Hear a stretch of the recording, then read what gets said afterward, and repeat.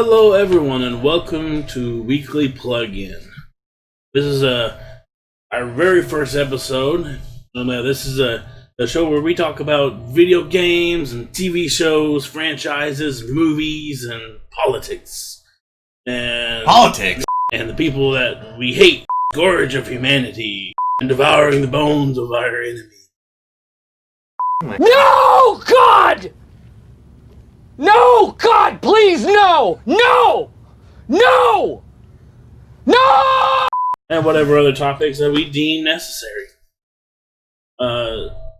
So we are a video game channel mostly for eFFn gamings, but we decided to mix it up a little bit. So this show is going to talk a lot about video games, but we're going to cover a bunch of other topics too that deal with the entertainment industry. Anyways, I'm your co-host, Cinemadrue, aka Sparta Spade, if you see me on PSN. And I am Jellyhewby, across all platforms. Alright, so we're going to talk about several subjects, one of which we're going to start off today is talking about, we're going to do what's called the Star Wars update. Because there's a lot of news coming out of the Star Wars franchise. And we're not going to talk about this every single week, but we'll cover it quite a bit. It'll be a new little series that we do on here, Star Wars Update. And whenever some big news comes out, every couple weeks, it seems like, we're gonna talk about it. So the biggest news that's coming out, and some of this stuff has been out for the past few weeks, so some of y'all may be up to date on it, and it may not be news to you, but we want to talk about it and give our take on it. So the biggest news right now is that there seems to be a changing of the guard, if you will, of the top execs of Lucasfilms. Apparently Jon Favreau, Dave Filoni, and George Lucas are taking over the Star Wars franchise. Now, it's mostly Jon Favreau and Dave Filoni, but they're bringing in George Lucas as a consultant, and they're really pretty much bringing back to his franchise. And there's bringing him back to his franchise. Bob Chapek and Bob Iger are the CEOs of Disney. Actually, Bob Chapek is the CEO now. Bob Iger is the former CEO. He's still around. He's kind of helping Chapek kind of learn the ropes, learn how to be the CEO of Disney. They're kind of ahead of this. They're kind of responsible for this big change. Apparently the last person, we're not going to say her name, but it rhymes with Smashling Sminity.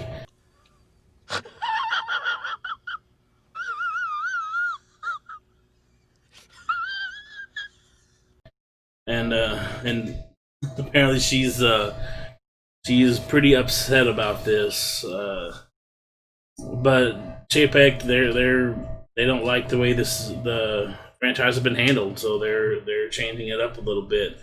And if you like the Star Wars sequel trilogy, that's cool. They are entertaining to watch. If nothing else, they were a movie, but they definitely weren't the greatest, and they weren't the worst thing I've ever watched. No, I've definitely seen worse movies. As a movie, just as standalone movies, they're fun, I guess. But when you start plugging in Star Wars lore and character arcs and stuff, it just really doesn't hold up a lot.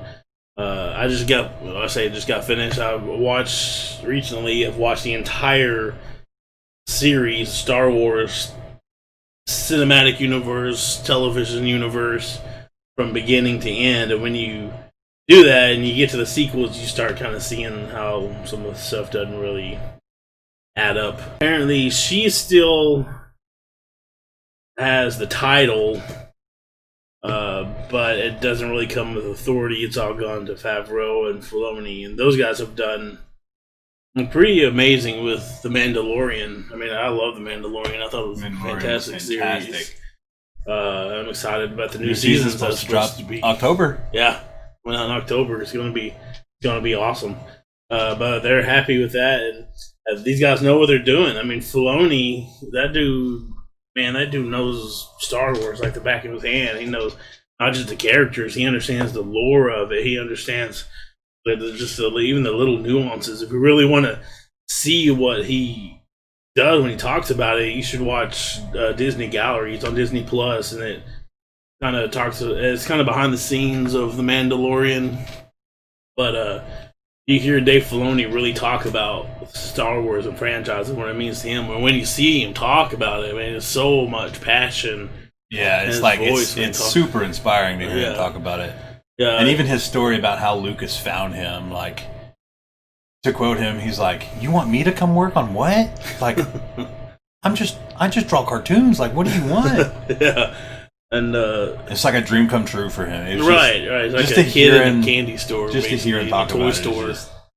Phenomenal story. Yeah, and just hearing him talk about it. If you want to see, like, I would say, watch the Disney Gallery. Just to hear, it's cool because it's got a bunch of them. It's got Filoni and Favreau and all the directors that's been directing The Mandalorian, and kind of brings them together and talks about how much they love the series. It's literally a round table. Yeah, yeah, it's pretty interesting to watch. But you see Filoni, and you understand. I mean, he did the Clone Wars, which was amazing. He did Rebels, which was amazing. He did Resistance, which some people hate Resistance. I watched it. I don't think I've seen that one yet. It's only like 2 seasons. It's definitely not nearly as good as the Rebels, and not even close to being as good as Clone Wars. But it's okay. I watched it. I didn't hate it. But he's done amazing things with the franchise just by himself.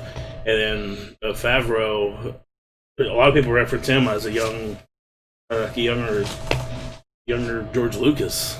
I can see that. Yeah, like he's just to see like what he's done throughout his career, especially with like the Marvel universe. Yeah, and even before that, like one of my favorite movies that he's in is actually The Replacements. Love the character. That's a good movie. Yeah, but just to see him the way he's grown throughout his career has been it's been good. Yeah, I've watched him since PCU. That's an old movie. That's back from like the early '90s. It's like, I think that was David Spade's first actual movie. That was if I'm not mistaken. It's a funny movie. And I just found out the other day or actually today or yesterday, that he was in Batman Forever. He was like a stand-in, like an extra. So it was like he's literally in there for about 2 seconds. I was like, "Oh crap, it's him! He's in there!" Like, it's pretty interesting seeing that. But yeah, he's supposed to be taking over her spot, and Filoni's gonna be there, doing his thing, writing and creating, and Lucas bringing Lucas back. It's gonna be interesting. It's gonna be exciting. Like, just thinking about what it can be from here on out is very exciting. Yeah, it's supposed to be big. They're gonna blow it up, man. It's gonna be Season 2 Mandalorian is coming out in October, and it's supposed to branch off from that. It's supposed to be the beginning of it. It's supposed to be I'm so excited. I can't wait. I know. Supposed to like branching out into a bunch of other more TV series. That's supposed to be the kicking off point of like a 10-year like Star Wars universe full of movies and TV series and other media. I'm sure more games are gonna come out for it. As long as they're done right, video games, like what Respawn did with was it Fallen Order? Yeah, Fallen Order, Jedi Fallen Order. Dude, that game was awesome. I'd give that like an 8 out of 10. Right. Oh, that game was amazing. It was good. I wasn't even gonna buy it because I don't really like EA, and it's an EA game. But I was like, I talked him into it. Super hyped that game. I wasn't gonna get it either, but man, I think it would have been like one of my top 10 regrets in video gaming history, that if I didn't get it, or at least give it a shot, I think I would have hated myself. It's good. If you haven't played it yet, you should definitely look into getting that. They did a fantastic job on that. But with Favreau and Filoni at the helm, Favreau, look what he did with the Marvel Universe. He turned it into literally a 10-year saga, and it was. I loved it. I mean, I thought it was awesome. And some people don't like them, but it's literally like a season of movies. Yeah, when you think about it. Yeah, it's like a TV series. Well, there's what, 30-something movies? I don't know. I mean, there's quite a few. Look it up and see. I'm gonna look. But yeah, so this is gonna. It's not looking to. They don't want to compete against the Marvel franchise, the Marvel cinematic universe, but they want to at least bring it to that level. The MCU covers 23 films. 23 films. That's like at least 3 seasons of Stranger Things. Yeah, because they're what, 8 seasons or 8 episodes? Yeah, that's crazy. That's gonna be insane. It's gonna be amazing. So yeah, they're supposed to start off with to Mandalorian, and some of the series that's going to branch off of. One of them is an Ahsoka series, and I'm stoked about that. I absolutely love Ahsoka. I think she's a badass. You can't not like her. Yeah, and it's awesome. Her character arc through Clone Wars has been amazing, and she's become one of my absolute favorite characters. And I can't wait to see her in a series, in the live action series. That's going to be interesting. Rosario Dawson's going to play that, and it's going to be great. Yeah, I'm excited about that. I think she's going to do great. Another series is supposed to be coming out as a Kenobi series. Now, this has been around for a little bit, and apparently they've had a hard time getting this off the ground. The more we talk about that, the more hyped I get. Right. Like, at first, it was like, oh, yeah, but then, like, a bunch of rewrites have been happening, and certain people that were in charge didn't really like it. You know, Schmackling, Schmanity.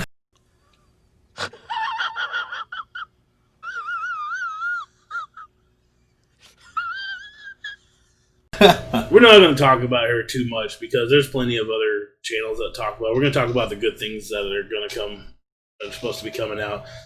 But the Kenobi series has had a hard time getting off the ground because there's rewrites and people's got to. They want it the way they want it, and they don't want it the way that everybody else like it should be. But that's all changing, and it's supposed to actually come out. Ewan McGregor signed on for it, so it's going to be cool. He's so happy about that. All right, seeing him come back as as Obi-Wan, and there's supposed to be some other people. I'm not going to say who, but there's supposed to be some other familiar faces and voices. Hello there. From some of the prequels. Thinking about it, I'm getting OG goosebumps. Series. It's going to be cool. It's supposed to take place. I don't know exactly. I know from what I understand, it's supposed to go between episode 3 and bridge between that and episode 4. But I don't know exactly how far it's going to go into that. And so I don't know. It's just something I'm really looking forward to. Another story is George Lucas has been working on, I guess you can say, fixing the sequel trilogy.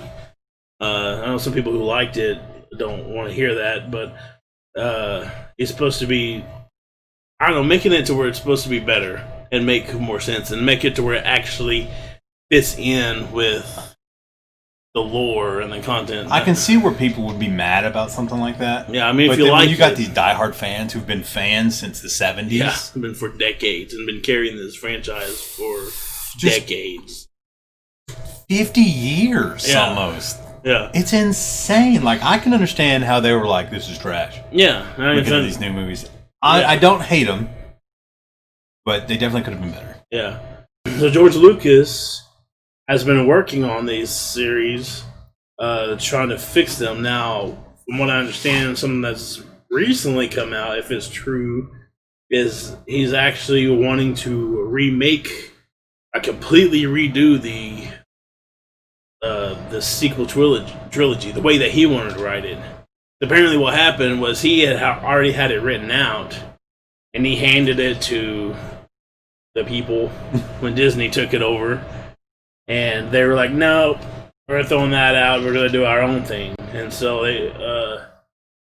Kennedy brought in J.J. Abrams. So he's like, all right, I'm going to write this trilogy. J.J. Abrams, there was a lot more to Rise of Skywalker that was shown on TV. There's supposed to be like a whole fight scene between Palpatine and Rey and Ren, where Palpatine wields a double-bladed lightsaber like Maul had, and fights both of them, and apparently fights them. It's supposed to be this huge, drawn out, awesome fight scene between them. At one point, to where the lightsaber even breaks in half, and he dual wields it. Oh man, thinking about the possibility of what that. And it wasn't even supposed to be a lot of the CGI. It's supposed to be a lot of they're supposed to bring in somebody to play Palpatine that could move around. That could.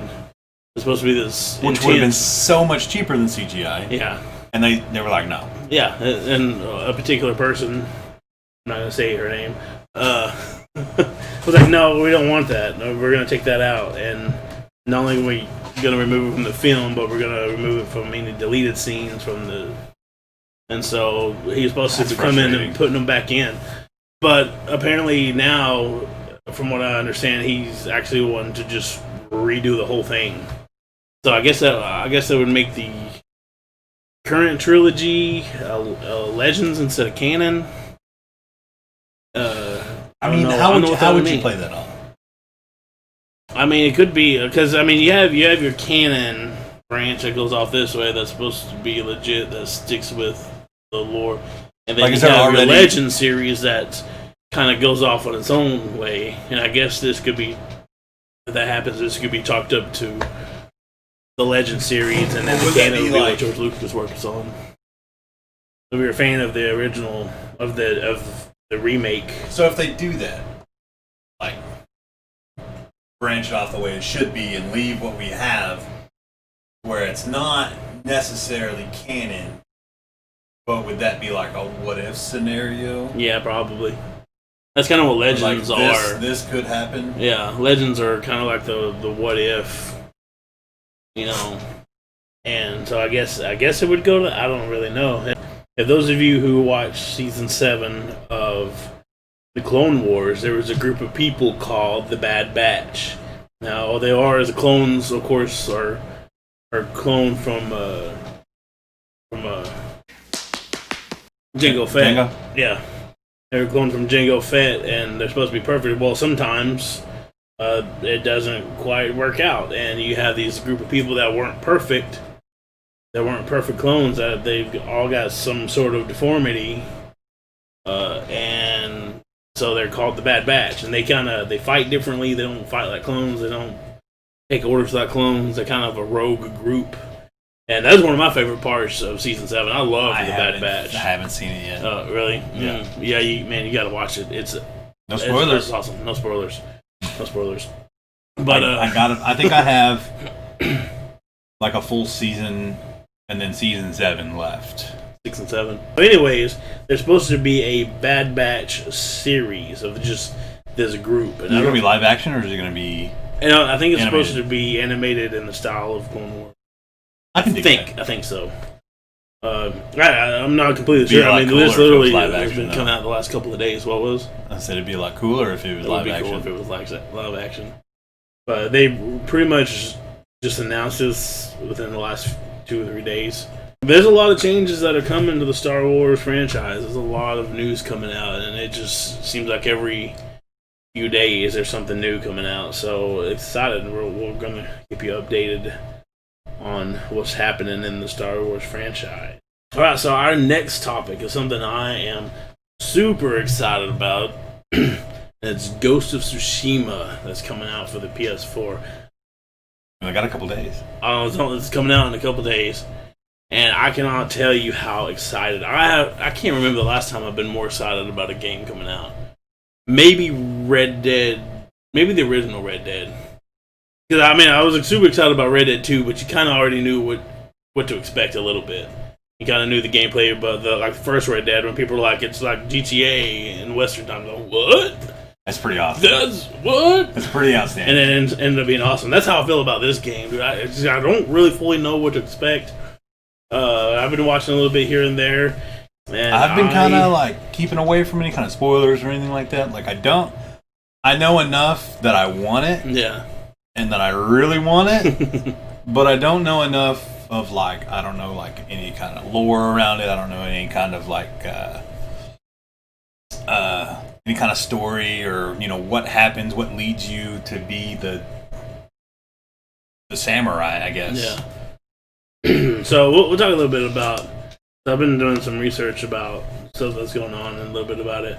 So basically, you play a Ronin, and for those of you who don't know what Ronin is, samurais always have a master that they serve, or a government body that they serve. Or a Ronin is somebody who's out, the samurai who has no master, who serves nobody but himself. And some of them are good, some of them are bad, and so that's what you are. You're a Ronin. Now, the story, from what I understand, the story itself is fictionalized, but it takes place under like historical background.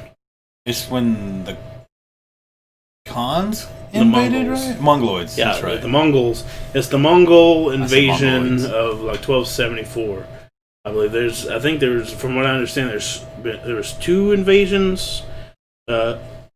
In 1274 and 1281, this takes place in 1274 during the first Mongol invasion of Japan. It takes place on Tsushima Island, which is actually a real place. Isn't it separated into 2 different? I think so. I don't know what they call it, like congregations, basically, or. Yeah, I think they separated the island. I think it's like a man-made canals or.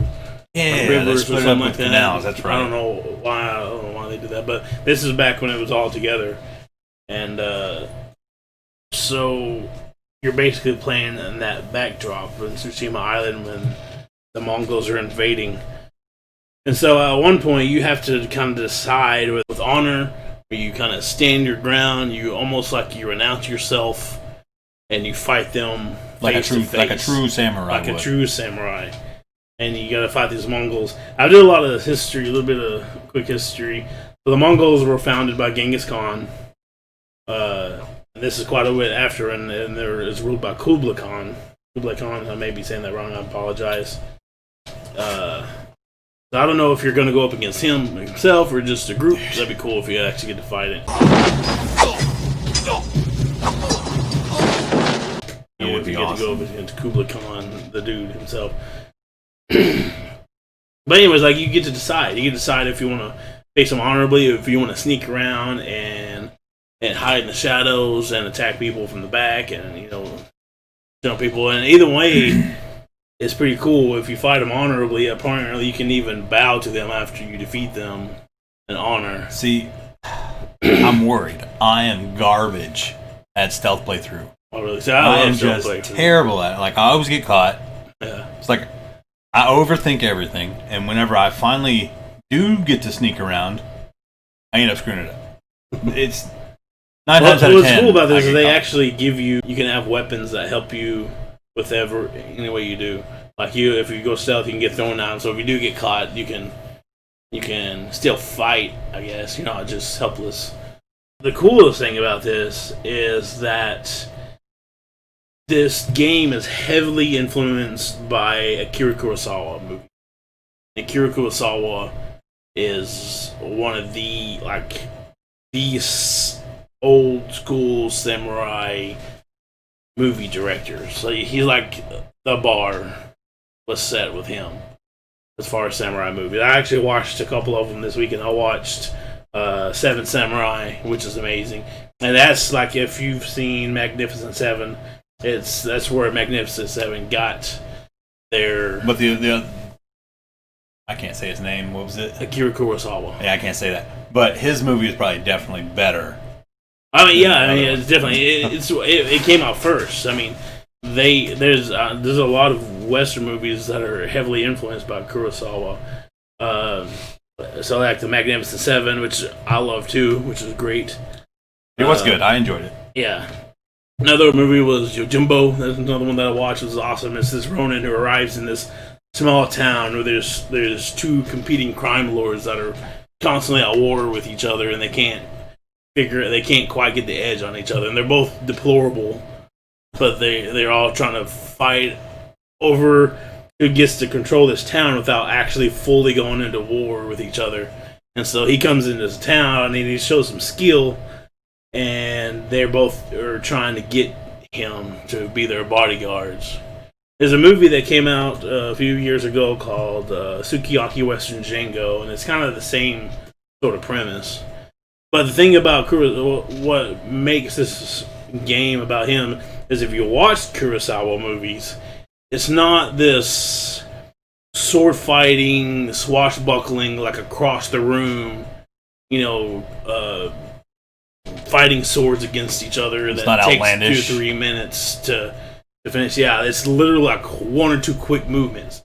It's like it's not this, which I love. I love the swashbuckling movies. The Robin Hood movies and stuff like that, where they're fighting across the room and jumping off tables and all that stuff. It has none of that. I love that stuff. This has none of that. It's very quick, 1-2 hit kills. It's who's literally better in that instant moment.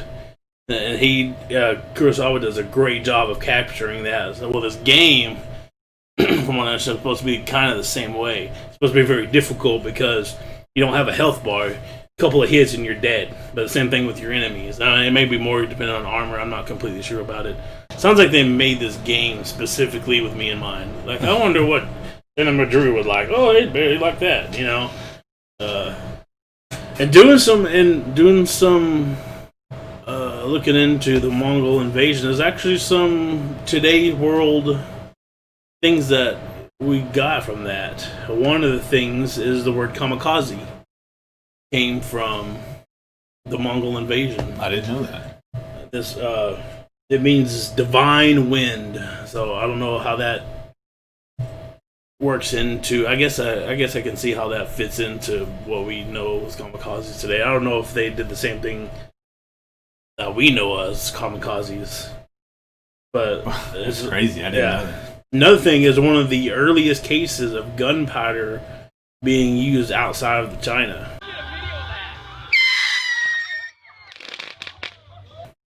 They used basically giant grenades, bombs with gunpowder. I guess clay pots or metal. He's a genius. Balls, yeah. So it's. I mean, I don't know if any of that's going to be played into the game. I kind of hope not. I hope it's mostly just sword. Samurai fighting. I know. There's arrows. You got to deal with arrows. That makes sense. Feel like I want to go into this being loud. I kind of just want to go and get in there and just make a mess. Right. One of the things that I am really excited for about it, though, is you can play the game with full Japanese audio. Yeah. And use fully English subtitles. Yeah. Which I think that would definitely add to the feeling of what you were talking about, one of those Kurosawa movies. Movies, yeah. Yeah, so you can play. Awesome. Yeah, you can play with English dubbed. You can play with in Japanese with English subtitles, or you can play just Japanese, no subtitles. Another cool thing is you can play in regular just as it is, or you can play in monochrome. So you can literally play it almost like you play a Kurosawa movie. Dude, those subtitles. So I have to pay attention like body language and what they're going to go through, and then play again later with actual color. I want to play through I want to feel like I'm playing a Kurosawa movie. So you're going to play through on the Samurai Cinema. Yeah, that's what they're calling it. Do it honorable, and that way when I come back and play it again with color, I can be like, whoa, it's almost like playing a whole new game. So yeah, I want to play a Kurosawa movie. Like, actually get to play through it. I think it'd be pretty awesome. That's going to be awesome. It's going to be like, I don't know. I'm so excited about it. So apparently, Sucker Punch that's doing this. So I also did they did Sly Cooper or something like that, I think. Infamous series. Infamous series, which I liked. I really enjoyed the Infamous series. They did do Sly Cooper as well. Did they? So they sent cultural experts to get accurate sounds from local bird songs and they sent a whole crew over. Yeah, wouldn't that be a job? That'd be awesome. A job. It's like, hey, we're gonna send you to Japan to record some sounds over there. No, okay. I'm not doing that. You can't make me do that. I guess if you're gonna bend the arm, I guess. Yeah. So yeah, they did that. They hired historical sword fighting expert. Some guy. His name is David Ishimaru. I'm sorry if I messed it about that. I couldn't really find a whole lot about this dude, but apparently he's a sword fighting expert. Expert? Yeah. You say? I don't know. I wasn't able to find a whole lot about him. But so they're hiring sword fighting experts. They're hiring cultural experts. Like I said, they sent a team down there to get accurate sounds. The game is supposed to be like a work of art. There's not a lot going to be on your HUD to begin with. So, like, if you want to know which direction you go, you can summon a gust of wind that tells you what direction to go. No health bars. If, animals like foxes and birds help you guide you where to go. I just remembered there's a fully functional and, like, what's the word I'm looking for?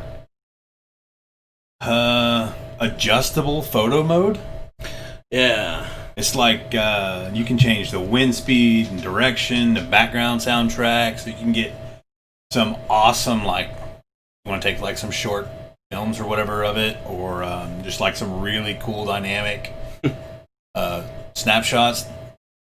I'm really looking forward to that because I want to see what people come up with. Oh yeah, because me myself, I'm not that creative, but to see what other people can do with it, I'm excited. I'm excited. Like I said, I think they tailored this game just for me. I'm a huge Kurosawa fan. I love like samurai and kung fu movies, especially the old black and white ones. I love those movies. I love like the samurai lifestyle and the lore and stuff like that. It's just fascinating. It's always been an area of interest for me. So to actually get to play through it and actually get to live it out in game style and with somebody who seems like they really put a lot of effort in making sure this is done correctly. Yeah, I'm excited. I'm excited about it. I'm super excited. I'm excited. Yeah. So I'm gonna be disappeared for a few days. I'm gonna be hovering over my game and playing that like nobody's business. So yeah, I think that's gonna be it for our first episode of Weekly Plug-In. Yeah. Stay tuned. We'll have one up again for you next week. Hopefully, we're having some technical issues. If you can see, you can tell by some of the video. Some of it's cutting out a little bit. We're working on it. It's a work in progress. Yeah. We'll get it down. As we grow, we can only get better. Yeah. Thank y'all for watching, and let us know what you like in the comments down below, and give us a like, hit the thumbs up, subscribe, hit the bell, where you can find out whenever we drop more of these and other things that we plan on doing. Tune into our channel, eFFn Gaming. We have a Twitch channel, we got a YouTube, we got some Twitter and Instagram going. Yeah, and they should all be linked. If not, we'll take care of it. Alright, thank y'all. But yeah. Thank you for tuning in. Appreciate it. Subscribe. Thumbs up.